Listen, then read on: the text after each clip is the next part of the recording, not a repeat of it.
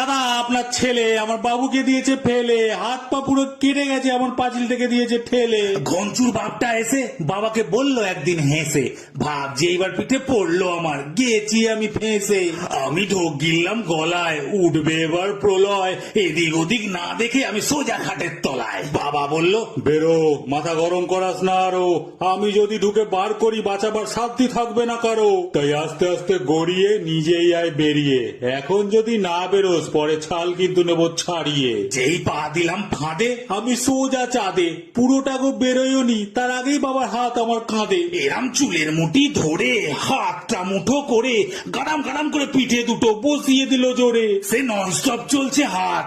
আমি তো কুপোকাত, ভাবলাম মার থেকে যদি বাঁচতে হয় তাহলে অ্যাক্টিংই দেবে সাথ। আমি বুকটাকে এরম ধরে যেন দম আটকে গেছে জোরে, চুপচাপ মাটিতে লুটিয়ে পড়লাম হাত পা সোজা করে।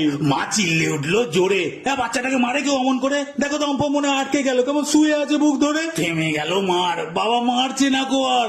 এক চোখ খুলে দেখে নিলাম পুরো ওয়েদার পরিষ্কার। দিদি বলল, ভাই আর নাটক দরকার নাই, বাবাও ঘরে চলে গেছে, উঠে পড়তাই। তারপর মিটলো কেস, পিঠে লেগেছিল বেশ। তবে ছোটবেলায় এরা মার দাঙ্গা আমি অনেক করেছি ফেস। বাবাকে সূর্যের স্থানে রাখি, একটু গরম হয় ঠিকই, তবে বাবা না থাকলে পুরো পৃথিবীটা যেন অন্ধকার দেখি।